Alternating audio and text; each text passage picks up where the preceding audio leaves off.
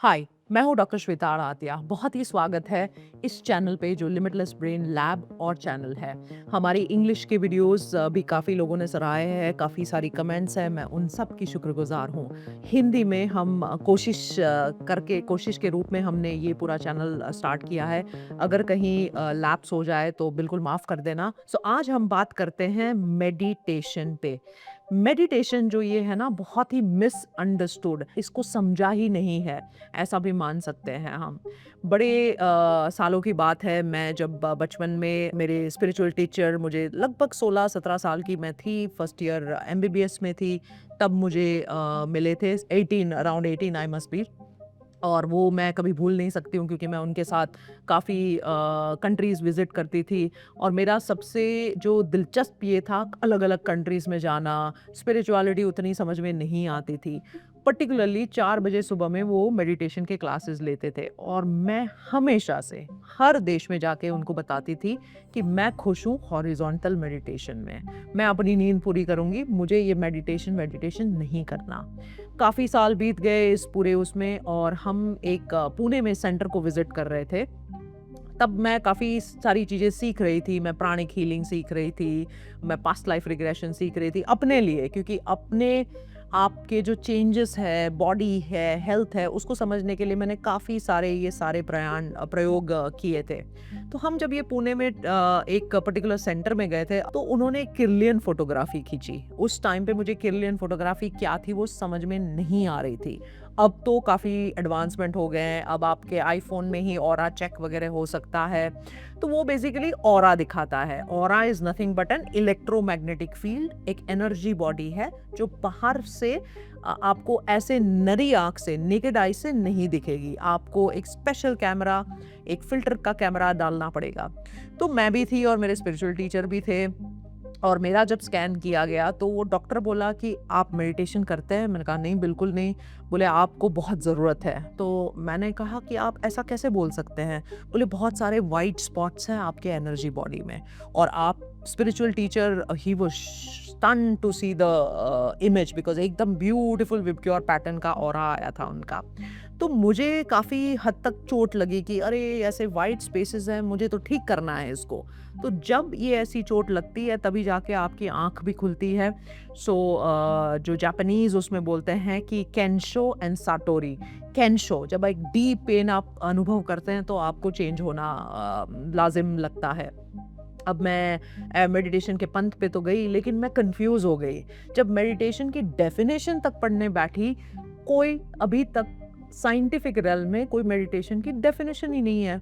और इतने प्रकार के मेडिटेशन, उसमें जाप मेडिटेशन भी था और जैन ध्यान, अरूप ध्यान, आनापानसती मेडिटेशन, विपासना, काफ़ी लोगों ने मुझे मेडिटेशन का वो ज्ञान भी देना शुरू कर दिया। आप ऐसे करें, आप पहले ब्रेथ को देखें, आप रिलैक्स करें, आप व्हाइट लाइट लेके आ जाए। मैं बिल्कुल कन्फ्यूज़ हो गई, जैसे आप भी अभी अगर इस मेरी स्थिति में हैं तो कन्फ्यूज़ रहेंगे। सो मैंने I stepped back and I said मैं फंडामेंटली मन और ब्रेन के साथ मेडिटेशन को समझती हूँ। वो मेरी काफ़ी साल की प्रैक्टिस रही। उसके बाद अगेन फिर से मेडिटेशन जो है वो छूट गया। ये एक आदत होती है जो हमें बनाए रखनी चाहिए, मुझे ऐसा लगता है, क्योंकि कोई भी ब्रेन के चेंज को समय लगता है। लगातार उस प्रैक्टिस को करना पड़ता है। अब उसके बाद जो है वो मेरी मुश्किल लाइफ़ में आ गई। I had to go through this emotional pain. एकदम बिल्कुल एक ऐसी स्थिति फिर से एक प्रकट हो गई कि मुझे अपने मन से उस पेन से छूटना था। मुझे ऐसा लगता था कि मैं इतनी इंटेलेक्चुअली कैपेबल हूँ लेकिन मैं मन से बिल्कुल नासाज हो गई हूँ। मैं मन को काबू में नहीं कर पा रही हूँ। रूमिनेशन, पास्ट के बारे में सोचना, वो कंटिन्यूअस चल रहा है। तो इसको ठीक करने का इलाज तो meditation one of the I thought was the means. Luckily I called my spiritual teacher then and I said अब मुझे एक्यूट नीड है। अब मैं इस इमोशनल पेन से गुज़र रही हूँ और मुझे लग रहा है कि मुझे ब्रीथिंग टेक्निक्स और मेडिटेशन समझना पड़ेगा। सो वहाँ से मेरी एक दूसरी शुरुआत हुई, लेकिन तब मैंने ये भी समझा कि मैं पहले अपने लैब में मेडिटेटर्स को स्टडी करती हूँ।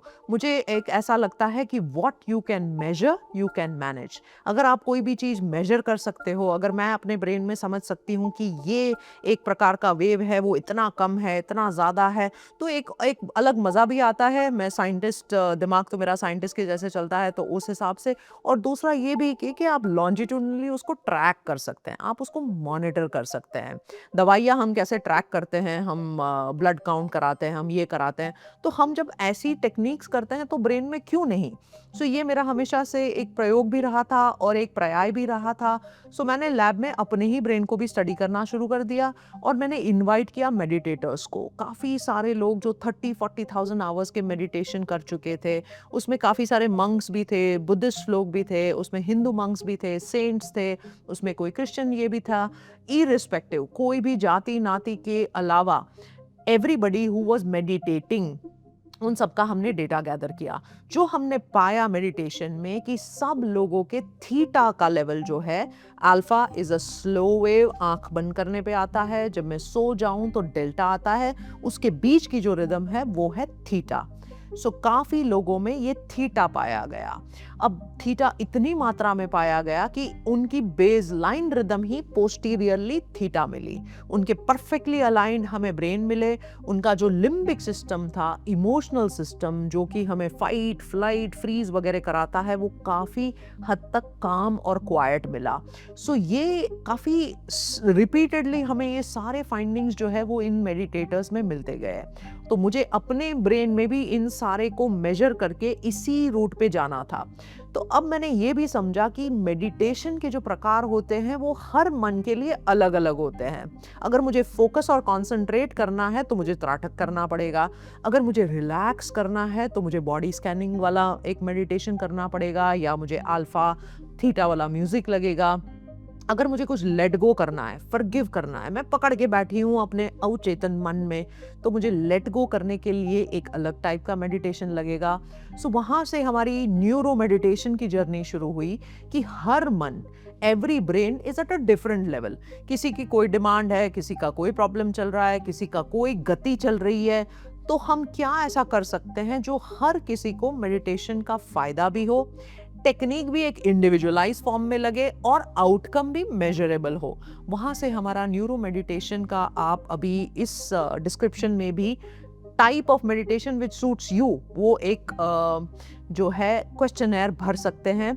उस क्वेश्चनर के बाद आपको पता चल जाएगा कि या तो आपको फोकस की ज़रूरत है, रिलैक्सेशन की ज़रूरत है, फॉरगिवनेस की ज़रूरत है, या स्पिरिचुअल मेडिटेशन जो कि एक आपको इवोल्यूशन की तरफ लेके जाए, उसकी ज़रूरत है। अब ये बहुत ही बेसिक स्टेप्स हैं। मैं हमेशा से अंग्रेजी में भी इस चीज़ को दोहराती हूँ कि meditation cannot be done, it must happen. उसे करना नहीं पड़ता, वो हो जाना चाहिए। ये सारी जो चीज़ें हैं, मुझे सीधा बैठना है, मुझे एक मुद्रा पकड़नी है, मुझे एक पर्टिकुलर आसन में बैठना है, मुझे कोई ब्रीदिंग की प्रक्रिया पहले और वो करनी ज़रूरी है। मन की तैयारी, फिजिकल तैयारी, बॉडी की तैयारी, ये सब कुछ बहुत ज़रूरी होता है, क्योंकि मेडिटेशन कोई आसान चीज़ नहीं है। मैंने आंख बंद कर ली, सीधा टू डू लिस्ट आ गया, मुझे ये करना है, मुझे वो करना है। आप मन को फ्री राइड दे रहे हैं, फ्री रन दे रहे हैं। 50,000 थॉट्स, ऐसा कहा जाता है कि वो वैसे ही हम सोचते हैं। अब आपने बंद कर लिया को और गति और बढ़ सकती है। तो ये जो सब हो जाता है, उसके लिए हमें समझ के करना बहुत ज़रूरी होता है। सो मैं इस न्यूरो मेडिटेशन पे 19 अप्रैल को कोर्स करने वाली हूँ। सो आप बिल्कुल जुड़ जाएं उस कोर्स में, और हम मिलेंगे जूम पे। काफ़ी सारे कंट्रीज़ का पार्टिसिपेशन रहेगा। So I welcome you also. I will do it both in English as well as in Hindi. मैं अंग्रेज़ी में भी करूँगी और हिंदी में भी करूँगी। तो आपके इंडिविजुअल सवाल भी हम एक कम्युनिटी के रूप में एड्रेस करेंगे, क्योंकि मेडिटेशन एक ऐसी चीज़ है जहाँ पे सपोर्ट लगता है। असर जो होती है थीटा बनाने की, ब्रेन के दोनों पार्ट्स को एब्सोल्युटली सिंक्रोनस करने की, आपके हार्ट रेट वेरिएबिलिटी को अच्छा करने की, रोग प्रतिकारक शक्ति को अच्छा करने की, आपकी पूरी तंदुरुस्ती ओवरऑल मेंटेन करने की 5 से 10 मिनट आपके लाइफ के मेडिटेशन के उसमें बहुत ही ज़रूरी है। तो हम काफ़ी इन सारी चीज़ों पे चर्चा करेंगे। आज के लिए इतना ही। Signing off, doctor Shweta आड़ातिया।